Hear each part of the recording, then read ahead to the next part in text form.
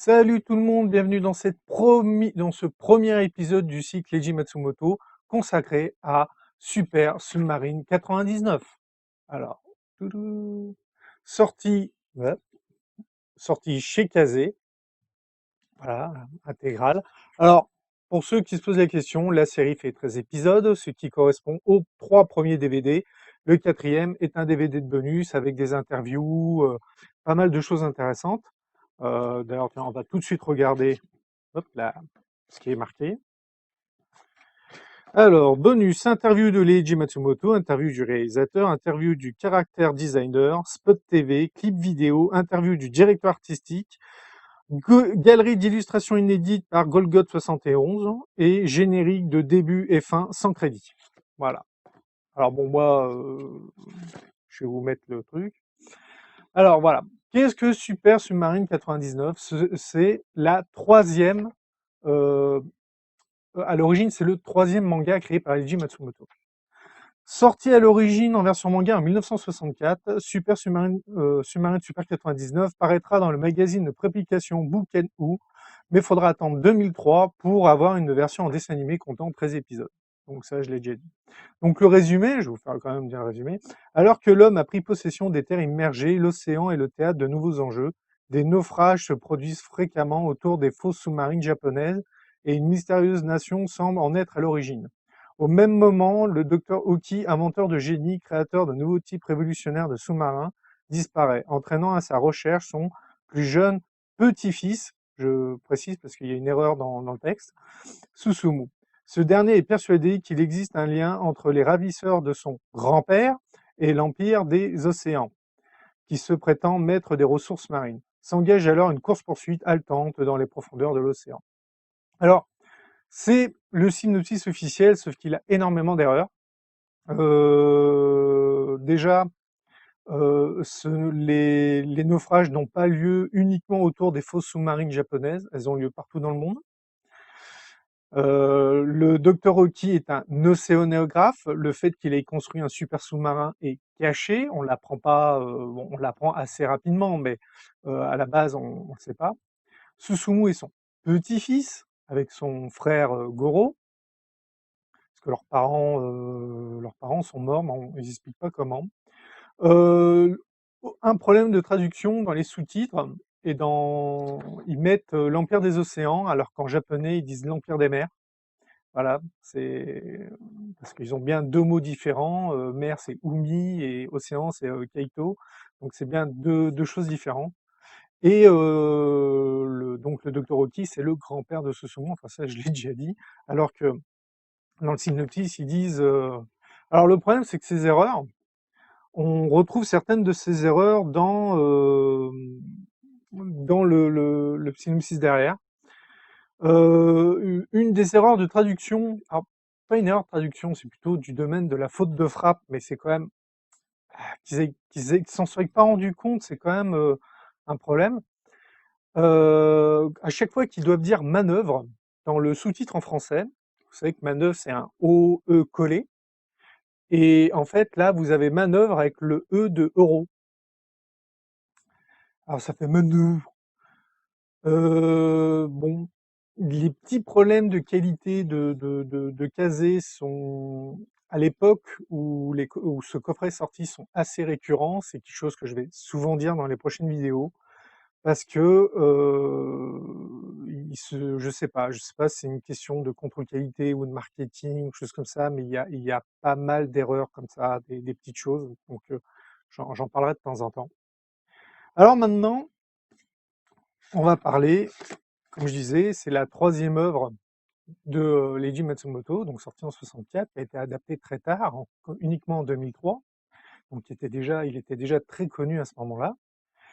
Mais Leiji Matsumoto, en dehors de la patte graphique commune, c'est-à-dire que quand vous regardez de ses œuvres, vous avez le design des femmes, voilà, je vais faire montrer plus près, voilà, le design des femmes, le design du héros, le design des méchants, voilà, si je vous montre plus, voilà, on les retrouve dans beaucoup de ces séries, mais pas uniquement.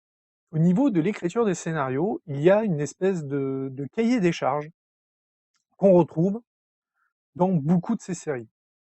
Alors je me suis amusé à créer, à essayer de chercher ce fameux cahier des charges.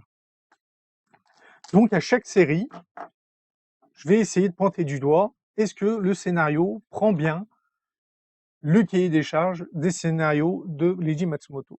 Alors nous avons dans le premier point le jeune homme intrépide, donc le héros. Hop là. Ce que je vais faire, c'est que ça sera plus simple si je fais comme ça. Voilà, on va faire comme ça.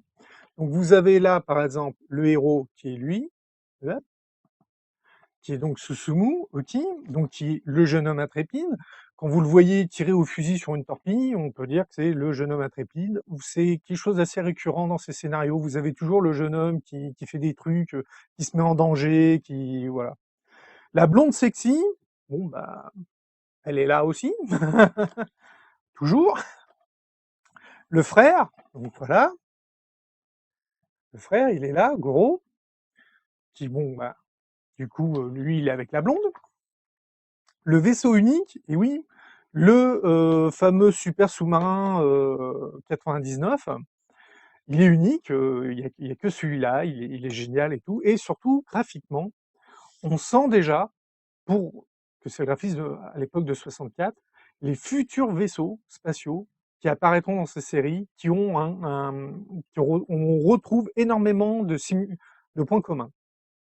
Surtout quand vous voyez la version modifiée du Super 99 à la toute fin de la série, vous êtes là, vous dites, ouais, on commence déjà à entrevoir les vaisseaux qu'il a créés dans les séries suivantes, qui ont vraiment une base commune.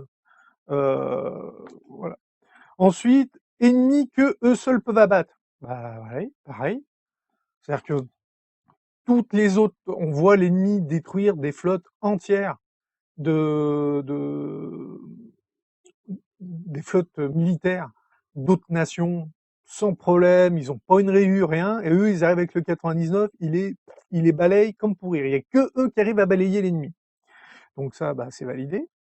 Une arme à feu avec une attache sentimentale. Alors, on l'a aussi.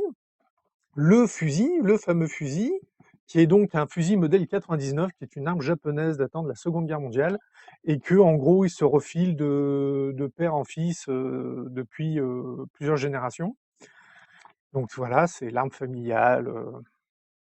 Capitaine charismatique. Alors là, non. Non, le capitaine que je l'ai pas en photo, donc je l'ai même pas en photo. Le capitaine dans 99, il est pas. Ah si, je vais pouvoir vous le montrer au dos d'un DVD. Voilà, lui là. Il fait le job, mais il est pas. Il y a rien de spécial, quoi. C'est même limite, il y a un moment, il y a un amiral ennemi qui pète plus de charisme que lui, quoi. Donc c'est là, non, ça il y a pas. Il y a pas le capitaine charismatique. Le médecin alcoolo, qui est souvent récurrent dans les œuvres de Leiji Matsumoto. Donc là, il n'y est pas non plus. Alors, nous avons graphiquement ce qui s'en rapproche le plus, voilà, qui est le second, mais il boit pas. Donc non. Non, on n'a pas ce point-là. Et les chats moches, parce que Leiji Matsumoto a une façon de dessiner les chats qui est proprement horrible. Et dans le 99, j'ai pas souvenir d'avoir vu, parce que j'ai re-regardé la série avant de faire la vidéo et je me souviens pas avoir vu un chat. Donc, on a vu des baleines, des poissons, enfin, on a vu pas mal de choses, mais les chats moches, non, ils y étaient pas encore. Ni les oiseaux moches. D'ailleurs, il faudrait que je rajoute parce que dans Albator, il y a un oiseau qui est très moche. Donc voilà. Donc dans l'ensemble, on a déjà une grosse part des bases, des cahiers des charges, des futurs scénarios de Leiji Matsumoto. Vous verrez, vidéo après vidéo, je referai, je vérifierai à chaque fois. Et là, on a déjà les trois quarts de ce on va retrouver dans les scénarios des futures séries. Donc c'est une série sympa, série courte, sympa. Concrètement, si vous voulez la voir et que vous voulez pas vous prendre la tête, juste avant de tourner la vidéo, j'ai vu qu'il y avait une chaîne YouTube, j'ai pas relevé de nom, mais il y a une chaîne YouTube où il y a tous les épisodes. Vous mettez Super 99, vous avez même pas besoin de mettre sous main, vous mettez Super 99, Et vous verrez, il y a, je crois, une vidéo qui fait 5 heures, 5h30, quelque chose comme ça, parce qu'ils ont dû couper les génériques, et vous aurez l'intégrale de la série. Donc voilà.